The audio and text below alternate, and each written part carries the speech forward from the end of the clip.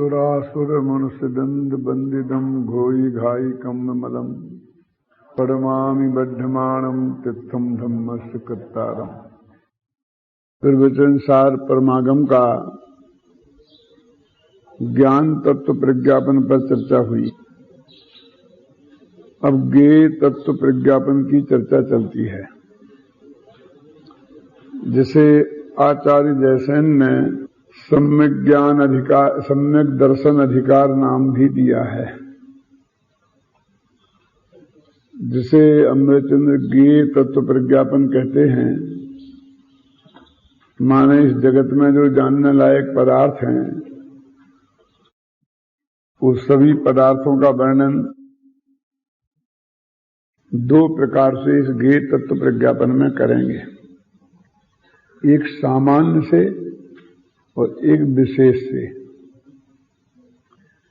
सामान्य से का मतलब ये है कि प्रत्येक वस्तु का स्वरूप क्या है, वो कैसी है।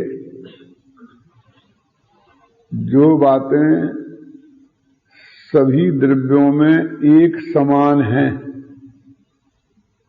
वो प्रत्येक द्रव्य का जो स्वभाव है वो चर्चा करेंगे सामान्य ज्ञेय तत्व प्रज्ञापन अधिकार में।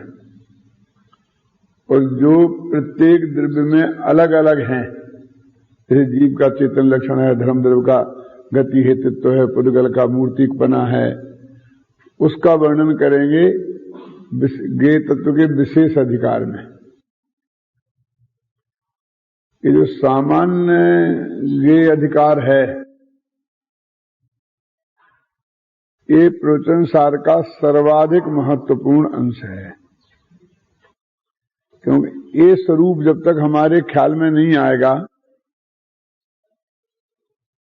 तब तक सम्यक दर्शन की प्राप्ति नहीं हो सकती है। सम्यक दर्शन का विषयभूत जो भगवान आत्मा है, जिसकी चर्चा समय सार में की जाती है,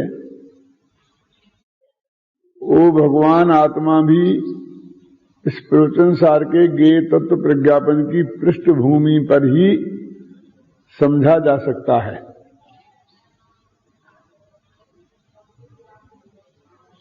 इसलिए वो सबसे पहले ज्ञेय तत्व प्रज्ञापन में जो वस्तु की व्यवस्था है द्रव्य गुण पर्यायात्मक, सबसे पहले उसकी चर्चा करते हैं। और सबसे पहली गाथा है अथो खलु दव्यमयो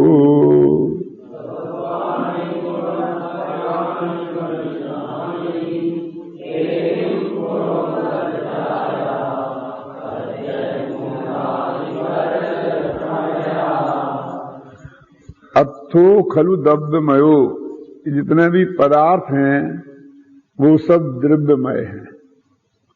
पदार्थ जो है वो द्रव्यमय है, और द्रव्य जो हैं वो गुण पगानी भणदानी, वे गुणात्मक हैं, वे गुण स्वरूप हैं, मान वे गुणों के पिंड हैं। तेहम गुण पज्जाया, वो उन द्रव्य और गुणों, उन दोनों की पर्यायें होती हैं। पज्जय मूढ़ा ही पर समया। लेकिन इस जगत के बहुत से जीव अकेली उन पर्यायों को ही जानते हैं और उनको ही सारा तत्व समझ लेते हैं। ऐसे जीव पर समय माने अज्ञानी और मिथ्या दृष्टि होते हैं। ऐसी ही चर्चा दूसरी गाथा में भी है इसकी। इन दोनों को पढ़कर फिर अपन इनके बारे में विस्तार से चर्चा करेंगे। जे पज्जयेषु निर्दा जीवा समय गतिर्न दिठा आज सहायम मिठदा ते सग समया मुड़े दव्या। कि जो जीव पर्यायों में लीन हैं वे पर समय कहे गए हैं, और जो आत्म स्वभाव में लीन हैं उन्हें स्व समय जानना चाहिए। तो पहली बात तो अपन ये समझें कि स्व समय पर समय क्या है। तो जो सम्यक दृष्टि धर्मात्मा हैं जो मुक्ति के मार्ग में लगे हैं, सच्चा सुख प्राप्त करने का उपाय जिनने प्राप्त कर लिया है, ऐसे चौथे गुण स्थान से लेकर आगे के सभी जीव स्वसमय कहलाते हैं। और जिनने अपने भगवान आत्मा को नहीं समझा है, सम्यक दर्शन ज्ञान चारित्र की प्राप्ति नहीं की है, मिथ्या दर्शन मिथ्या ज्ञान चारित्र में लिप्त हैं, पर पदार्थों को अपना मानकर पर्यायों में भी एकत्व धारण करके जो बैठे हैं, उन जीवों को पर समय कहते हैं। जो लोग लोक में हमारे शब्द प्रचलित हैं, उनकी भाषा के हिसाब से बात करें तो हम कह सकते हैं कि सम्यक दृष्टि मोक्ष मार्गी स्वसमय है और मिथ्या दृष्टि संसार मार्गी पर समय है। तो इस तरह से वो कहते स्वसमय और पर समय की बात, तो वो कहते पदार्थ तो द्रव्य गुण पर्याय आत्मक है। देखो, गुण पर्यायवत द्रव्यम, गुण और पर्याय वाला द्रव्य होता है, ऐसा सूत्र तत्वा सूत्र में है। और उत्पाद व द्रव्युक्तम सत और सद द्रव्य लक्षणम, ऐसे सूत्र भी तत्वार सूत्र में हैं। तो उत्पाद व द्रव्य से युक्त वह सत होता है और सद द्रव्य का लक्षण है। और इनकी चर्चा आगे प्रवचन सार में यही इसी अधिकार में अभी तत्काल ही करने वाले हैं। लेकिन इसकी जो एक विशेषता है, ये है कि इन्होंने बात अर्थ से शुरू की। वहां तो एक गुण पर्याय के समुदाय को द्रव्य कहते हैं और एक कहते हैं द्रव्य गुण पर्याय के समुदाय को अर्थ कहते हैं। क्या द्रव्य गुण और पर्याय, इन तीनों के समूह को अर्थ कहते हैं। अथो खलु द्रव्यमयो, माने पदार्थ है वो द्रव्यमय है। तो यहां पदार्थ से मतलब सारे, जैसे 6 द्रव्यों के समूह को विश्व कहते हैं ना, तो इस तरह अर्थ भी 6 द्रव्यों का समूह ही है। द्रव्यों को ही पदार्थ कहते हैं, वो कहते हैं। और पदार्थ द्रव्यों में गुण होते हैं और द्रव्य और गुणों की पर्यायें होती हैं। और जो द्रव्य को नहीं जानते और गुणों को नहीं जानते, तो मात्र पर्यायों को जानकर उसमें ही अपनापन स्थापित कर लेते हैं। वे अज्ञानी हैं, मिथ्या दृष्टि हैं, वे पज्जय मूढ़ हैं, वो पर्याय में एकत्व बुद्धि धारण करने वाले हैं। और वो इसमें ये कहते हैं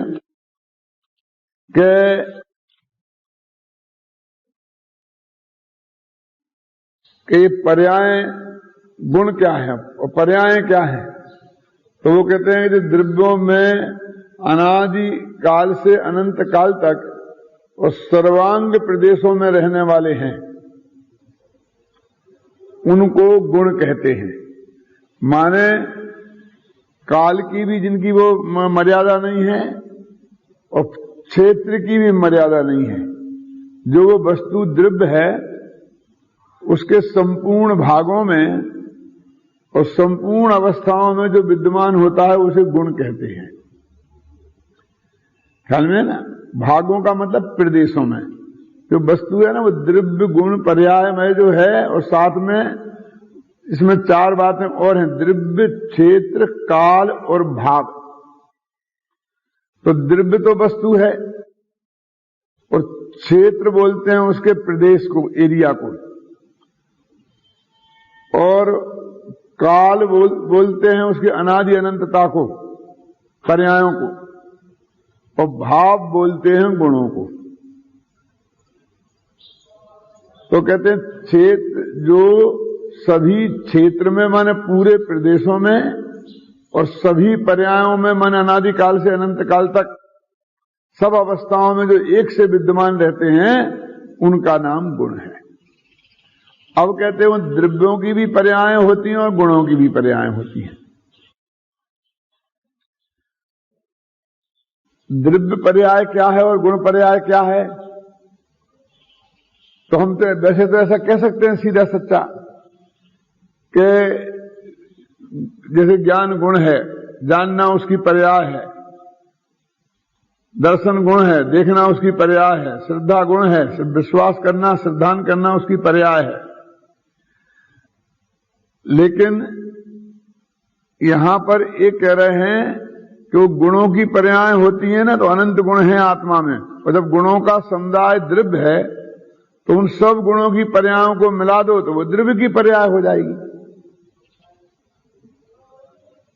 लेकिन द्रव्य की पर्याय की भेद व्यवस्था यहां उन्होंने अलग से की है। ये बहुत समझने की बात है। गुणों की पर्यायों को मिला देने से द्रव्य पर्याय नहीं हो जाती है, ये खास समझने की है।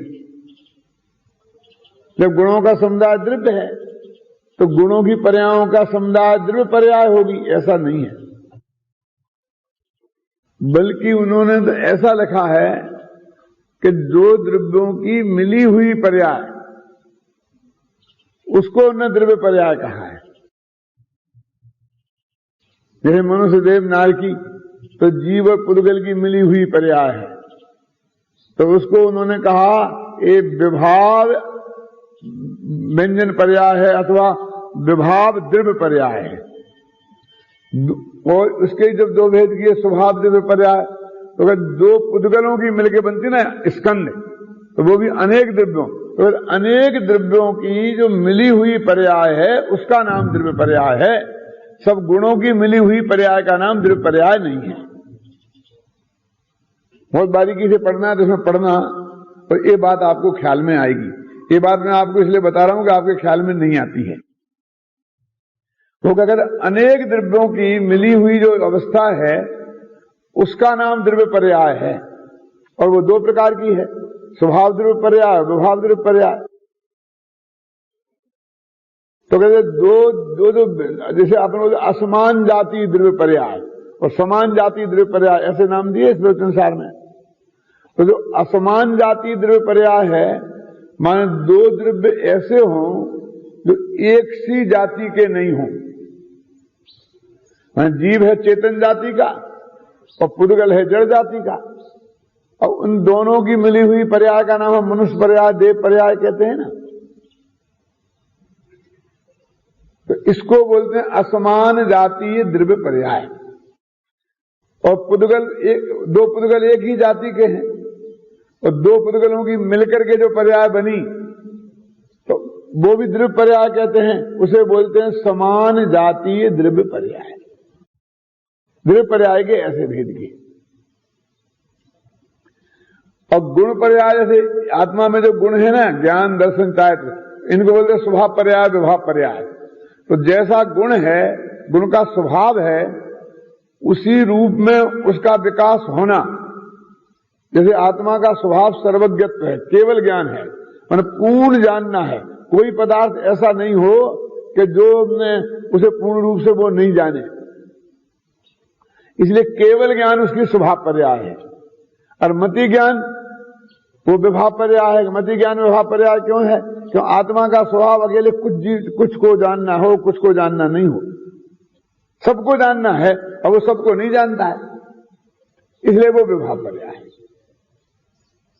तो गुण पर्याय अपने द्रव्य के भीतर ही होती है और अपने एक एक गुण की होती है। और द्रव्य पर्याय एक द्रव्य के बाहर की बात है। ये वास्तव में अपन असद्भुत व्यवहार का विषय जिसे अपन कहते हैं। जैसे दो प्रकार का व्यवहार बताया था ना, एक सद्भूत एक असद्भूत। तो अपने ही अंदर भेद करना वो सद्भुत व्यवहार, और दो द्रव्यों की मिलावट की बात करना वो असद्भुत व्यवहार। तो ये असद्भुत व्यवहार वाला विषय है। ये कौन सा द्रव्य पर्याय जिसे अपन कहते हैं। और अनादिकाल से इस आत्मा ने यदि एकत्व बुद्धि की है तो ज्यादातर इस द्रव्य पर्याय में, जो असमान जाति द्रव्य पर्याय है, टोडरमल जी ने मोक्ष मार्ग प्रकाश उसमें लिखा, सम्यक ज्ञान चंद्रिका की प्रस्तावना अपना प्रशस्ति में लिखा, सो असमान जाति पर्याय है ना। कौन? मैं आत्म अरु पुद्गल खंड और मिलके भयो परस्पर बंद, सो असमान जाति पर्याय। कि मैं एक पुद्गल हूं, मैं एक जीव हूं, चैतन्य हूं, और एक पुद्गल का स्कंद है। ये दोनों में मिलकर जो असमान जाति पर्याय है उसका नाम मनुष्य है। और ऐसी ही एकत्व बुद्धि 99% होती है। तो मति ज्ञान में हूं और केवल ज्ञान में हूं, ऐसी एकत्व बुद्धि किसको अनादिकालीन मिथ्या दृष्टि को ऐसी एकत्व बुद्धि संभव है? वो तो बेचारा जानते ही नहीं केवल ज्ञान क्या होता है।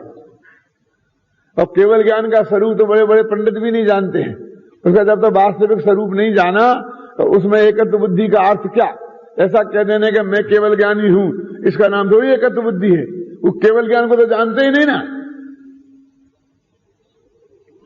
तो 99% समस्या तो पज्जय मूढ़ा और परसमया में वो असमान जाति द्रव्य पर्याय के साथ है। उसमें एकत्व बुद्धि की समस्या है। और जो समान जाति द्रव्य पर्याय, जो दो जीवों की मिलके तो बनती नहीं एक पर्याय मिलके, तो वो दो पुद्गलों में ही होती है। तो दो पुद्गल है, ये मकान है, अब इसको हम अपना कहते हैं, तो इसमें ममत्व बुद्धि रूप मान ये मेरा है, ऐसा मूर्ता होती है, ऐसी मूर्ता होती है। और देह मनुष्य के शरीर में मैं ये हूं, मान एकत्व बुद्धि रूप मूर्ता होती है। तो पज्जय मूढ़ा ही पर समया, ये जो चर्चा इन गाथाओं में है वो विशेषकर असमान जाति द्रव्य पर्याय को लेकर है, अथवा समान जाति द्रव्य पर्याय जो है ना, माने द्रव्य पर्याय को लेकर है। और इसलिए अपने सारे आगम में देह जीव को एक गणे बहिरातम तत्व मुधा है, ये सारी जो चर्चा आई है, ये इस बात का उल्लेख करना मैं इसलिए यहां आवश्यक समझ रहा हूं विशेषकर कि हमारे बहुत भाई मुमुक्षु भाई विद्वान जब पज्जय मूढ़ा ही पर समया की बात करते हैं तो एकदम केवल ज्ञान पर्याय है और उसमें अपनापन माना स्थापित कर दिया, वे पर्याय मूढ़ हैं, वहां से ही बात करते हो। सरगुणी हानि वृद्धि वाली पर्याय को बोलते हैं।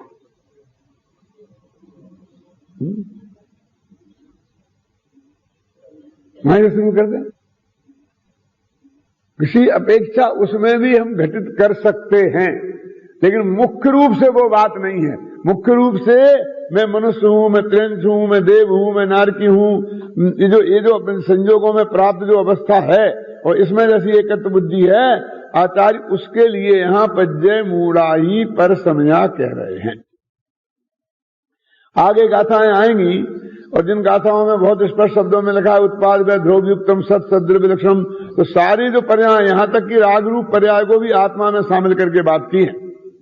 और मैं कल ही गुरुदेव श्री के प्रवचन इस पर पढ़ रहा था, पदार्थ विज्ञान को मैंने पढ़ रहा था, तो उसमें इतना साफ लिखा है कि ये राग की पर्याय में अंदर शामिल नहीं करे यहां उस प्रकरण में, तो वो मिथ्या दृष्टि है, ऐसा लिखा था। अभी आप जाके देख लेना। और फिर साथ में ये भी लिखा कि समय सार में जो अपेक्षा बताई है वो जुदी है और यहां अपेक्षा बताई है जुदी है। सर्वथा ऐसा माने वो नहीं चलेगा। ये दोनों अपेक्षाओं को हमें ये बात को समझना पड़ेगा। वो बात भी गलत नहीं है, लेकिन वो हमारे समय सार हमारे माथे पे कुछ ऐसा सवार हो गया है कि हम प्रवचन सार पढ़ रहे हैं, ये बात भी हम भूल जाते हैं कि हम प्रवचन सार पर प्रवचन कर रहे हैं और किस गाथा पर प्रवचन कर रहे हैं, ये बात भी हमारे ध्यान में नहीं रहती है। क्या यहां कहते पदार्थ जो है वो द्रव्यात्मक है, द्रव्य जो है वो गुणात्मक है, और द्रव्य और गुणों दोनों की पर्याय होती हैं, और उन पर्यायों में अकेली पर्यायों में एकत्व बुद्धि कर लेना, उसका नाम पज्जय मूढ़ है।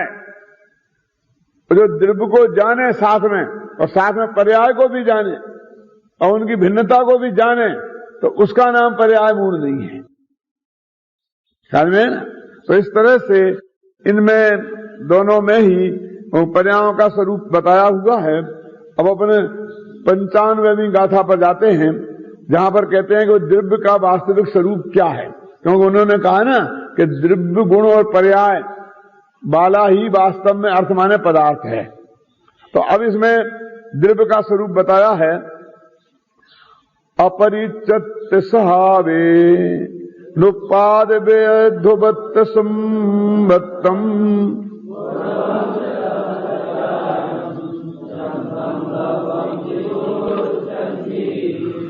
कहते अपरित्यक्त स्वभावे ने, माने अपने स्वभाव को छोड़े बिना जो उत्पाद व द्रव्य संयुक्त है तथा गुण और पर्याय सहित है, उसे द्रव्य कहते हैं। ये द्रव्य की परिभाषा है। देखो तत्वा सूत्र में जो बात बताई थी ना कि गुण पर्याय व द्रव्यम और उत्पाद व द्रव्युक्तम सत सद्रव्य लक्षणम, जो 3 सूत्रों में द्रव्य की परिभाषा बताई है वो एक ही गाथा में वो तीनों बातें इसमें ले ली है।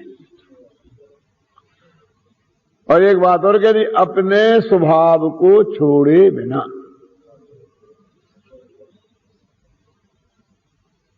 क्या ना, इतनी बात और ले ली है। तो अपने स्वभाव को छोड़े बिना इसका क्या अर्थ है? क्या देखा ना, इससे क्या कहना चाहते हैं? वस्तु द्रव्य गुण पर्यायात्मक है, तो फिर अपने स्वभाव को छोड़े बिना, ये इसका जो अर्थ है, जो अम्बचंद्राचार्य ने किया है, जयसेनाचार्य ने किया है, वो बहुत समझने लायक है और बहुत मार्मिक है। वो ये कहते हैं कि द्रव्य का लक्षण तो सत है। अब वो जो सत है, जिसे हम सत्ता बोलते हैं, अस्तित्व बोलते हैं, वो अस्तित्व जो लक्षण है वो द्रव्य का लक्षण है। और द्रव्य तो अनंतानंत है, अनंत तो जीव हैं, उसके अनंतानंत पुद्गल हैं। धर्म द्रव्य एक, अधर्म द्रव्य एक, आकाश द्रव्य एक और असंख्यात काल द्रव्य, ये सब में घटित होता है। जो द्रव्य का लक्षण है वो तो सब में घटित होता है। तो क्या सब मिलके एक द्रव्य है? तो वो कहते हैं अस्तित्व माने सत्ता। सत्ता 2 प्रकार की होती है, अथवा अस्तित्व 2 प्रकार का होता है। सत्ता 2 प्रकार की होती है, तो बोलते महासत्ता और अवांतर सत्ता। और अस्तित्व 2 प्रकार का होता है, तो बोलते सादृश्य अस्तित्व और स्वरूपास्तित्व। तो महासत्ता का नाम है सादृश्य अस्तित्व और अवांतर सत्ता का नाम है स्वरूपास्तित्व। तो ये लिखा ना, अपरित्यक्त स्वभावेन, माने स्वभाव को छोड़े बिना। तो ये कह रहे हैं कि स्वरूपास्तित्व को छोड़े बिना, जो सादृश्य अस्तित्व में शामिल है उसकी बात कर रहे हैं। वो उत्पाद व द्रव्य से युक्त है, गुण पर्याय वाला है, और उसे द्रव्य कहते हैं। क्या? अब उत्पाद व द्रव्य से युक्त और गुण पर्याय वाला है, इसकी चर्चा जरा बाद में करेंगे। लेकिन इस स्वरूपास्तित्व को छोड़े बिना सादृश्य अस्तित्व में शामिल है, उसको द्रव्य कहते हैं। ये इसका क्या अर्थ है? ये शायद इसकी व्याख्या बहुत कम की जाती है।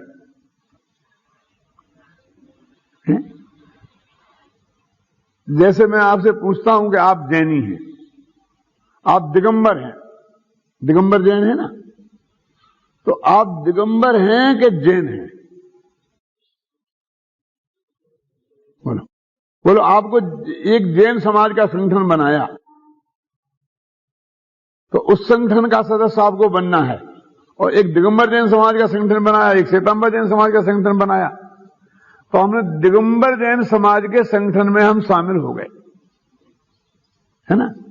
अब वो जो बड़ा संगठन बनाया दिगंबर श्वेतांबर का मिला करके जैनों का, यदि वो ऐसा कहें कि भाई यदि तुम इस जैन संगठन के सदस्य बनना चाहते हो तो दिगंबर संगठन का तुम्हें कोई सदस्यता छोड़नी पड़ेगी।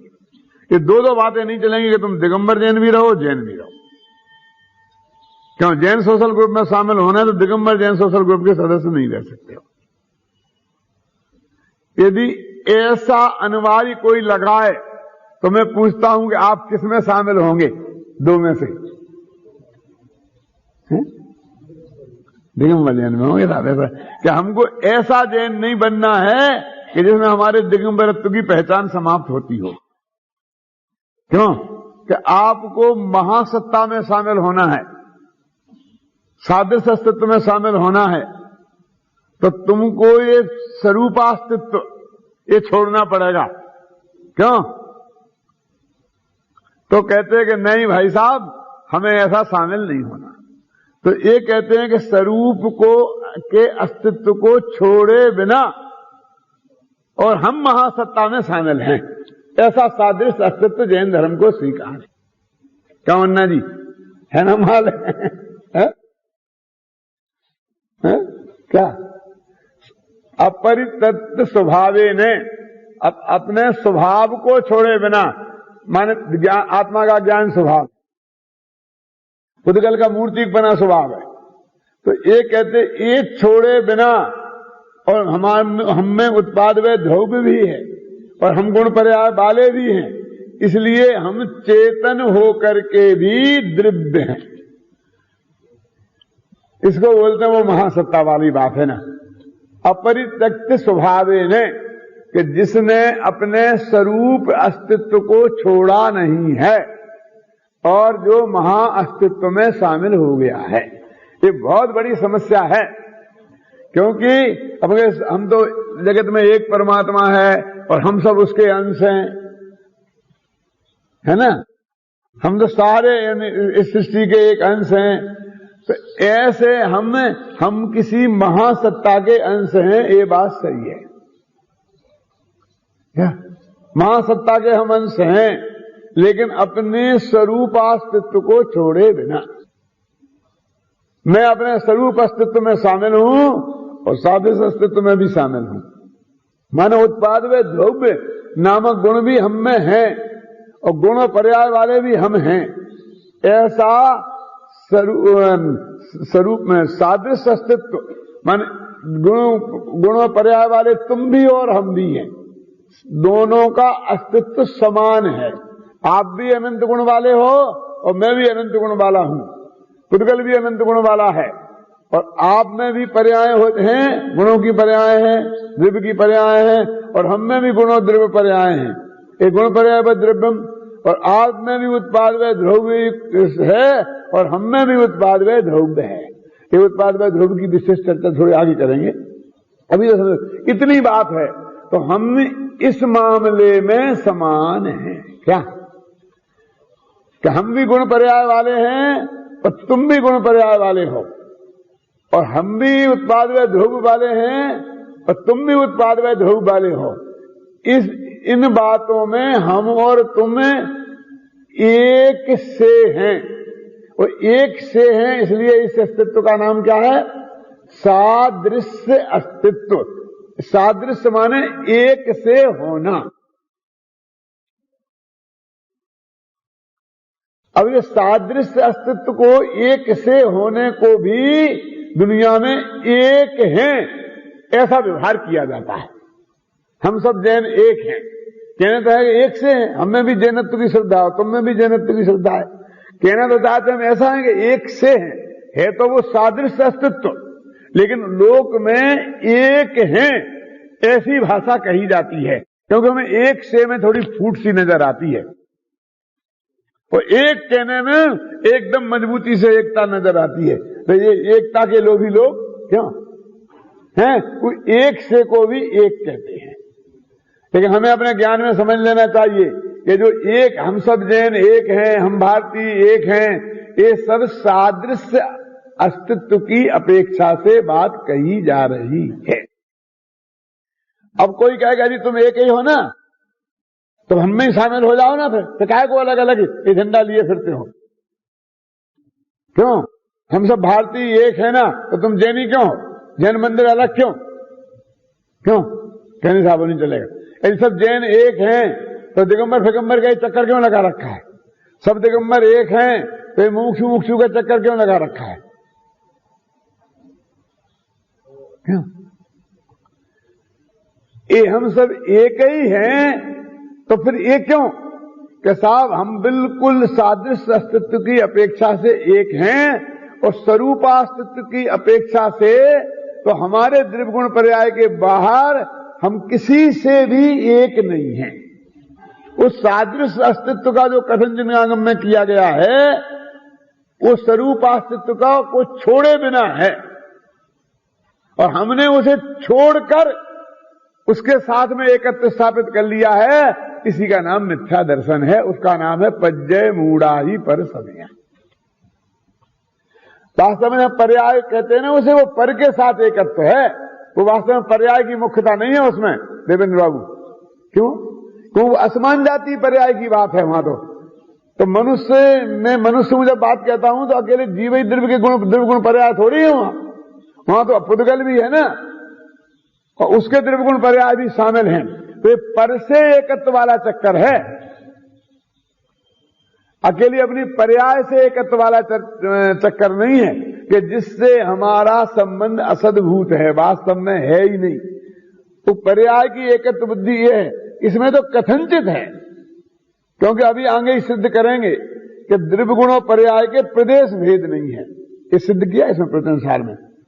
पर उसको ऐसा कहा, देखो वो कि दो तरह का, जैसे मैंने स्वरूपास्तित्व और सादृश्य अस्तित्व के बारे में बताया ना, ऐसे ही एक मर्म की बात इस प्रत्यंसार में समझने की और है। और वो क्या है? अन्यत्व और भिन्नत्व, पृथकत्व। ये पृथकत्व और अन्यत्व क्या है, ये भी समझना। इसके बिना ये प्रत्यंसार का ये अध्याय समझ में नहीं आएगा। तो कहते दो द्रव्यों के बीच में जो भेद है उसका नाम है पृथकता, और एक ही द्रव्य के बीच में, द्रव्य गुण पर्याय के बीच में जो भेद बताया जाता है उस भेद को बोलते हैं अन्यता। इसी प्रत्यंसार में अमृतचंद्राचार्य ने इनकी परिभाषा दी है, विभक्ति प्रदेशत्वम पृथकत्व लक्षणम, कि प्रदेशों का अलग अलग होना वो पृथकता का लक्षण है। और अतद भाव अन्यत्व लक्षणम, अतद भाव होना, भाव की भिन्नता होना अकेली, द्रव्य की भिन्नता नहीं, क्षेत्र की भिन्नता नहीं, काल की भिन्नता नहीं, अकेले भाव की भिन्नता होना, वो अतद भाव, वो भाव नहीं है। जैसे मान लो ज्ञान गुण और श्रद्धा गुण, तो ज्ञान गुण और श्रद्धा गुण का द्रव्य एक है।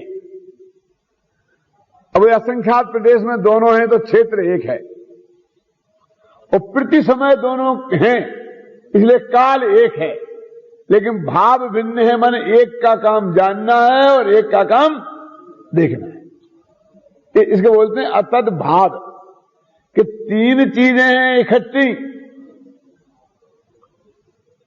ख्याल नहीं ना।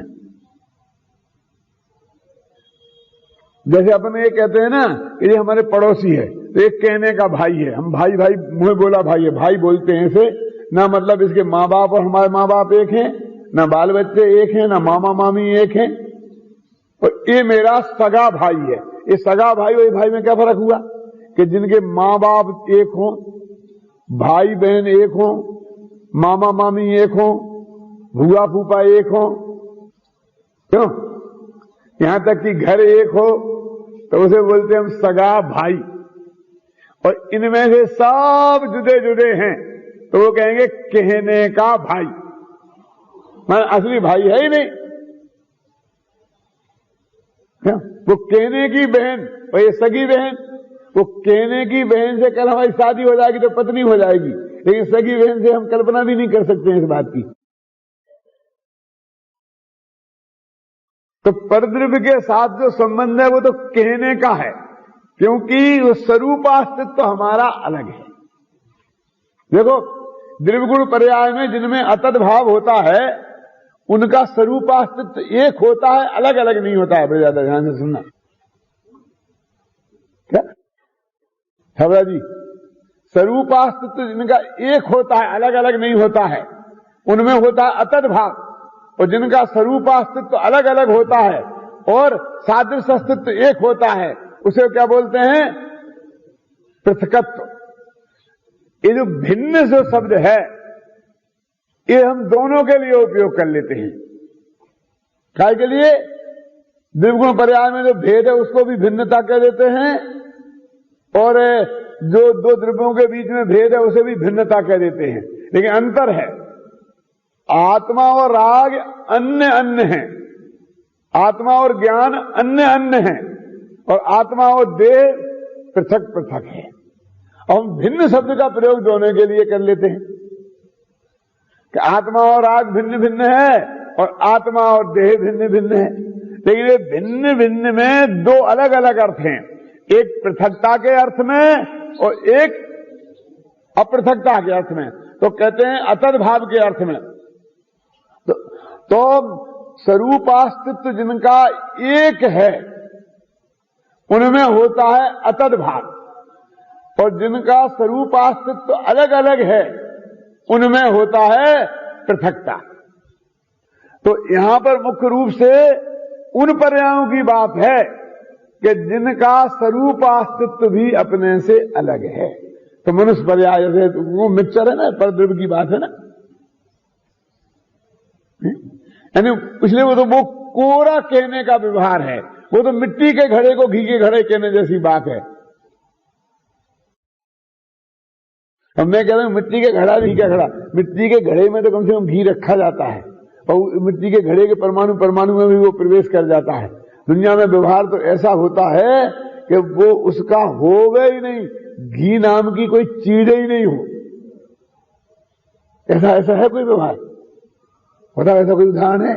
वो आचार्यों के सामने तो था नहीं। वेतारी वे क्या करते हैं, उन्हें घी के घड़े से काम चलाना पड़ा और अपना डालडा घी। अब इसमें घी नाम की चीज ही नहीं है। दूध दही से घी बनता है ना, गाय भैंस वगैरह से, उसी को घी बोलते हैं ना आप। तो वो तो वनस्पति से बना हुआ है, उसमें तो घी नाम की चीज ही नहीं है। क्यों? अब उसके नाम घी के नाम से चल रहा है डालडा घी। अरे घड़े में तो घी लगा है भाई साहब, रखा गया था, इसमें तो कुछ हुआ ही नहीं है, लेकिन उसको भी डालडा घी बोलते कि नहीं बोलते? बोलिए। तो ये दो बातें आज आप ध्यान में रखना कि एक स्वरूपास्तित्व और एक सादृश्य अस्तित्व। ये जो महासत्ता जिसे हम कहते हैं कि हम सब एक हैं, वो सादृश्य अस्तित्व की अपेक्षा है। क्योंकि आप भी हैं और हम भी हैं, बस ये हैं की अपेक्षा हमारे आप रिश्तेदार हैं, हमारा आपका संबंध हो गया। कहेगा कि आप भी हैं और हम भी हैं। ऐसा भी होता है संबंध, क्या है ना? आप भी जैनी हैं और हम भी जैनी हैं, ये हैं क्या संबंध तो है। बिल्कुल दो का अस्तित्व बिल्कुल पृथक पृथक है क्या नहीं? स्वरूपास्तित्व बस जैनी अकेले अस्तित्व। ये सादृश्य अस्तित्व एक तो महासत्ता रूप होता है और एक अवांतर सत्ता। अवांतर सत्ता माने यूनिट, एक इकाई, अपने द्रव्य गुण पर्याय को मिला के है ये यूनिट। ये वो समय सार वाला यूनिट नहीं है कि पर्याय भी जुदी और गुण भी जुदे। ख्याल में है ना?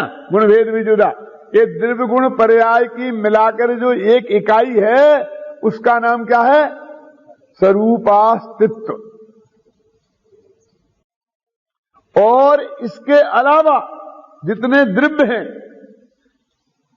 उनके साथ भी हमें हमारी जो एकता की कल्पना है वो काय के आधार पर है। उसका हेतु क्या है? बहुत गजब की बात है कि हेतु सिर्फ इतना है कि वे भी हैं और हम भी हैं। बोलो कैसी रिश्तेदारी है? आप हंसेंगे, कैसे हंसेंगे? क्यों साहब? ये हमारे हैं। ये क्यों? कि ये भी बॉम्बे सुपरफास्ट से आए हैं और मैं भी बॉम्बे सुपरफास्ट से आया हूं। ये भी कोई संबंध होता है? तो ये तो बहुत है। ये तो कहते हैं कि सिर्फ हैं का भी संबंध होता है। मेरा और गधे के सींग का कोई संबंध नहीं है। क्यों? कि ना अवांतर सत्ता है वहां और ना महासत्ता का है। समझ में आ गया कि नहीं है? क्योंकि वो नहीं है और मैं हूं, इसलिए वो मेरे से जुदा है। और कहते हैं कि तुम भी हो और मैं भी हूं। भाई ये है का संबंध हमारा और आपका है। अब ये कहते हैं है के संबंध के आधार पर स्वरूपास्तित्व को भूलकर, ध्यान से सुनना, और ऐसे संबंध के आधार पर किसी पर से अपनापन स्थापित कर लिया, इसका नाम है मिथ्या दर्शन। तो इसलिए हम उसका संबंध ही छोड़ दें कि वो हमारा कुछ भी नहीं है, इसका नाम भी है मिथ्या दर्शन। क्या कह रहे? समय सार में ये बताया है कि उस सादृश्य सत्ता के आधार पर स्वरूपास्तित्व की को भूलकर संबंध स्थापित कर लेना वो मिथ्यात्व है। और प्रवचन सार में ये बताया है कि उससे मिथ्यात्व न हो जाए इस डर के मारे वो महासत्ता वाला जो फैक्ट है उससे भी इंकार कर देना, उसका नाम भी मिथ्या दर्शन नहीं है, क्योंकि वो भी एक संबंध है। हाँ बलंत जी साहब, मैंने आपसे इतना समय लिया ना, माल देने के लिए लिया है, मुझे जरूरत पड़ेगी तो फिर भी लूंगा, घबराना नहीं, क्योंकि मैं स्टडी किए बिना जो मैं आपको कहना चाहता हूं मैं अब नहीं कहूंगा। ख्याल में है ना। अब देखिए इसका क्या चक्कर है कि वो जो महासत्ता है जिसे सादृश्य अस्तित्व बोलते हैं, वो महासत्ता से लेकर और अवांतर सत्ता के बीच में अनंत सत्ताएं हैं। क्या मतलब? इस अस्तित्व के आधार पर हम सब एक हैं ना, महासत्ता के आधार पर, फिर हम बीच में फिर कहेंगे हम सब मनुष्य हैं। वो तो सब काय के आधार पर कहा था, हैं के आधार पर, फिर हम कहें सब जीव हैं, सब ज्ञानानंद स्वभावी हूं, तो ये भी महासत्ता कहलाएगी, ये भी सादृश्य अस्तित्व कहलाएगा, सब जीवों की समानता वाला। क्योंकि अवांतर सत्ता तो अपने द्रव्य गुण पर्याय के बाहर नहीं बढ़ती है, और महासत्ता सबको शामिल करती है, तो उसके बीच में लाखों सत्ताएं हैं।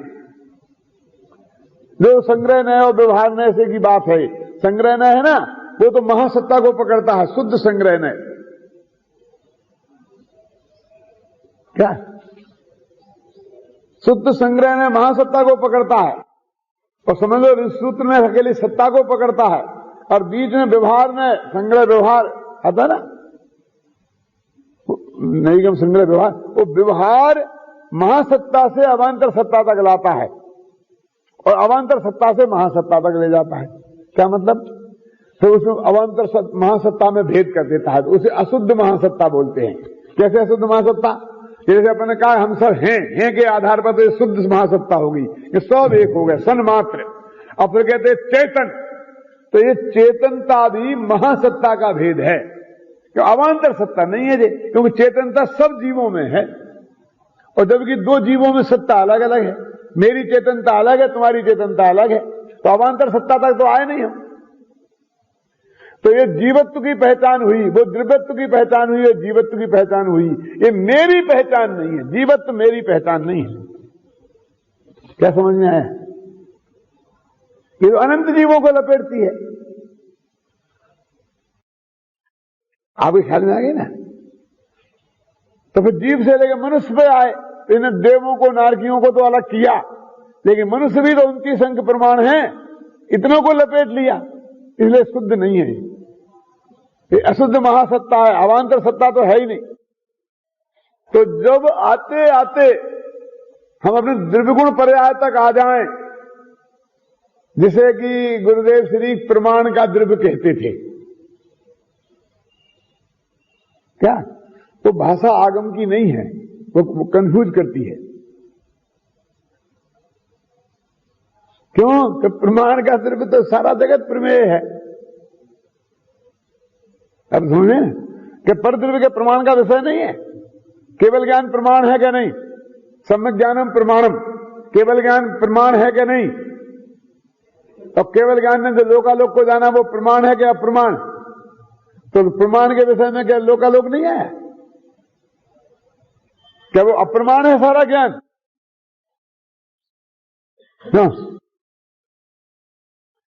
वास्तव में बात तो ये है कि हम अवांतर सत्ता तक आए, वो महासत्ता से अवांतर सत्ता में स्वरूपास्तित्व तक आए। क्या? मेरा अस्तित्व। तो जब तक जितने भी संबंध स्थापित होंगे वो सब वो महासत्ता वाला, जो शुद्ध महासत्ता और अशुद्ध महासत्ता के आधार पर होते हैं।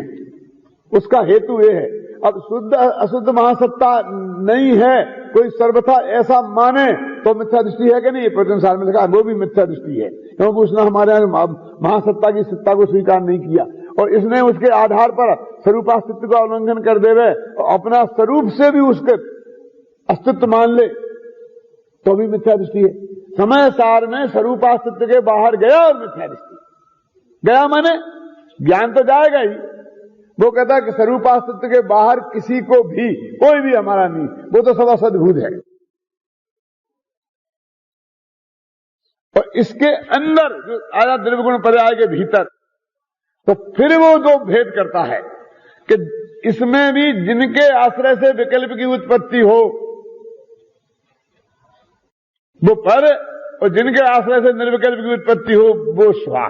तो त्रिकालीतर भगवान के आश्रय से निर्विकल्पता की उत्पत्ति होती वो स्वा, पर्याय के आश्रय से, गुण भेद के आश्रय से, प्रदेश भेद के आश्रय से विकल्प की उत्पत्ति होती है, इसलिए वो पर।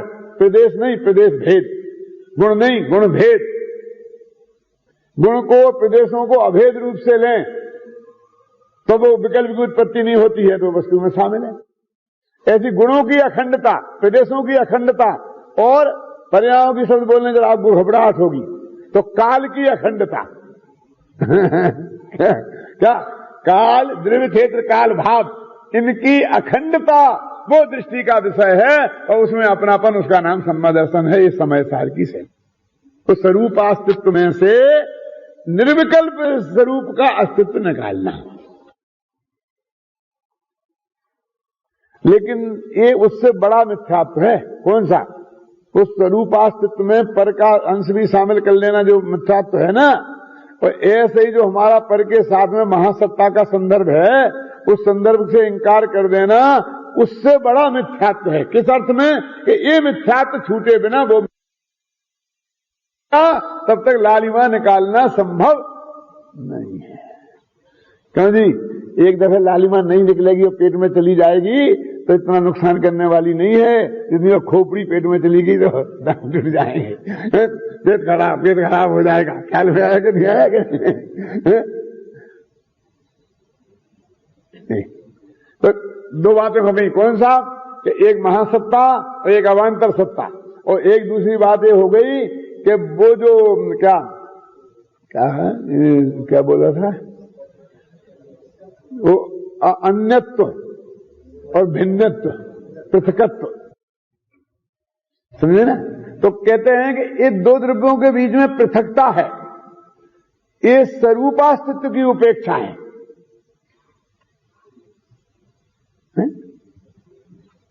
अब क्या हो गया सुनो, कि एक तो महासत्ता जिसमें हमारे अपने द्रव्यगुण पर्याय को छोड़कर किसी भी पर के साथ से लेकर सारे लोकालोक से एकत्व की बात होती है, वो सादृश्य के आधार पर होती है, इसलिए उसको बोलते हैं सादृश्य अस्तित्व। और अपने जो द्रव्यगुण पर्याय के अंदर होती है वो सादृश्य के आधार पर नहीं होती है, वो स्वरूपास्तित्व के आधार पर होती है। जो हमें कहते हैं कि विराग हमारा है, कि ज्ञानमति ज्ञान हमारा है, तो वो दोनों का स्वरूप अस्तित्व एक है, उसके द्रव्यगुण पर्याय एक हैं, उसका क्षेत्र एक है, काल एक है, मतलब भाव भेद है। तीन चीजें एक हैं और भाव भेद है। तो वो जिसका भाव का भेद है उनका अपने अंदर अस्तित्व का निषेध नहीं है, क्योंकि उनका स्वरूपास्तित्व भी वो ही है जो मेरा है। तो उसका नाश करेंगे तो मेरा ही नाश हो जाएगा। तो क्या कहते हैं, वो भाव का जो भेद है, ध्यान से सुनना दादा, वो भाव का भेद दृष्टि में खड़ा रहता है तो विकल्प की उत्पत्ति होती है। तो भाव का भेद तेरी दृष्टि में से निकालना है, वस्तु में से नहीं, क्योंकि वस्तु में से तो वो निकल ही नहीं सकता है। ख्याल में है ना?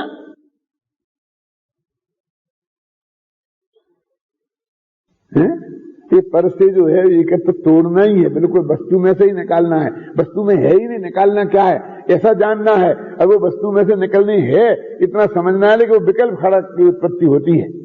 ख्याल में है ना? इसलिए उसकी बात वो करनी है। एक तो ऐसा अवक्ष है जो जिसमें मुंह में भी नहीं देना, और एक ऐसा है मुंह में दे लिया, खा लिया तो पेट के अंदर उतार लो, फिर मुंह में कुल्ला कर लो। वो मुंह उससे भी जूठा रहेगा तो जिनवाणी नहीं छू सकते हो।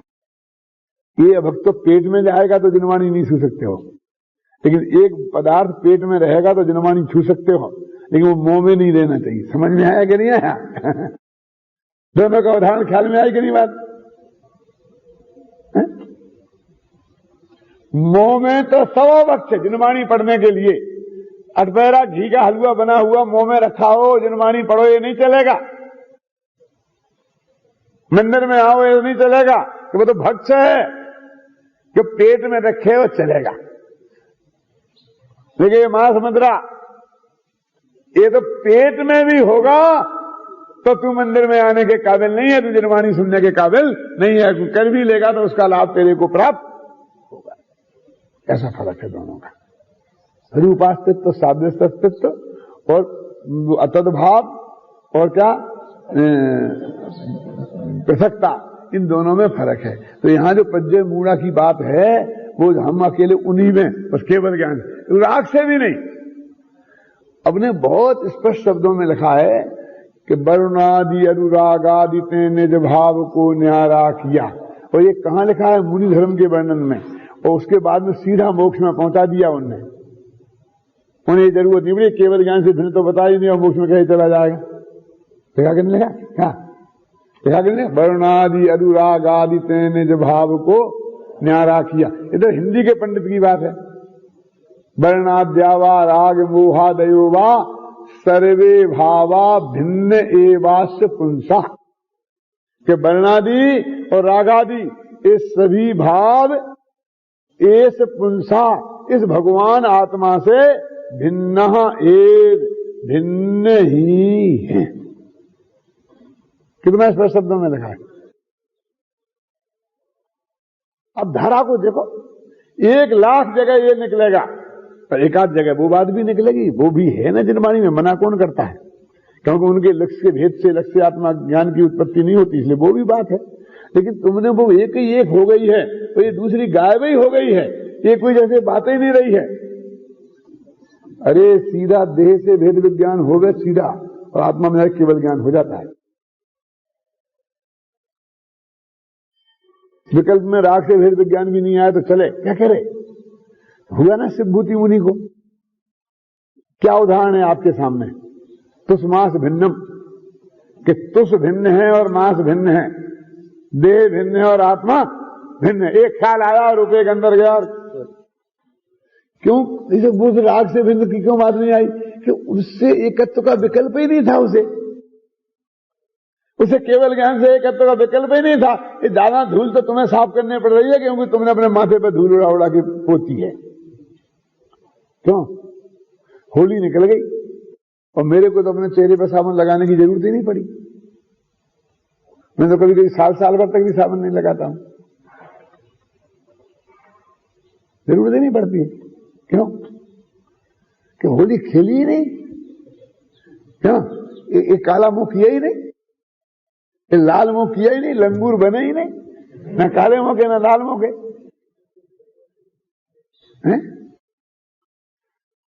अन्ना जी ने बहुत खुशी मनाई मेरे को कि अगली साल तो आप थे और आपने बहुत प्रयत्न पूर्वक होली को शुद्ध पवित्र रखा था, और अब की बार तो आपके बिना ही पवित्र होली रह गई।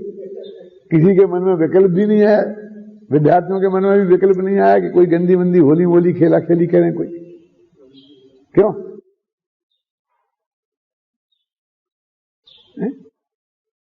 मोह रंगा ही नहीं तो सफाई करने की जरूरत कहां पड़ेगी?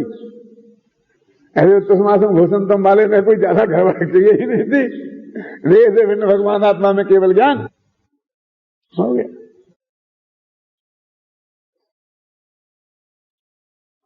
ख्याल में है ना?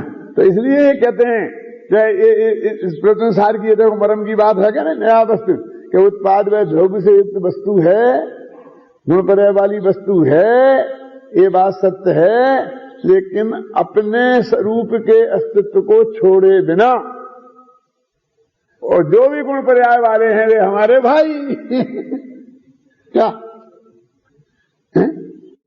लेकिन हमारी थाली में खाना नहीं खा सकते।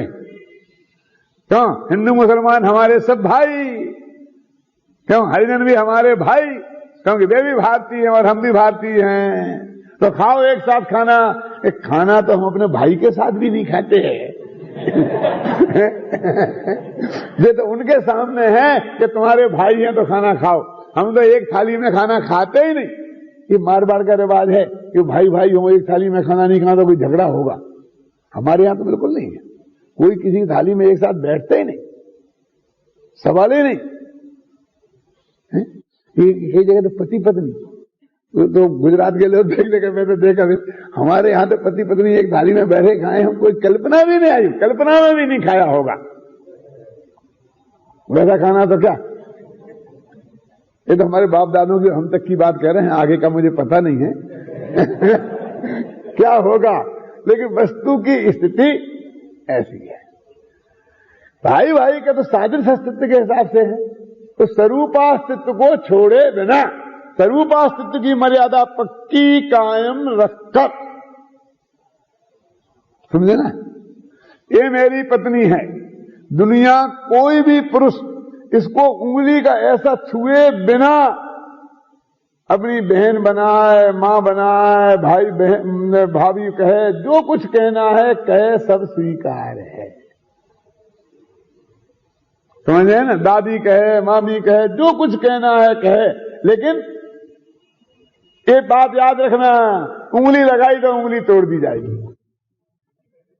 कही तो मेरी मामी है, मेरी दादी है, नहीं सब चलेगा, सब चल, तू सब कह, सब चल, लेकिन ये नहीं, ये बात ऐसा स्वरूप अस्तित्व में प्रवेश के बिना सादृश्य अस्तित्व के आधार पर जितना भी एकता का कथन है हमें स्वीकार है।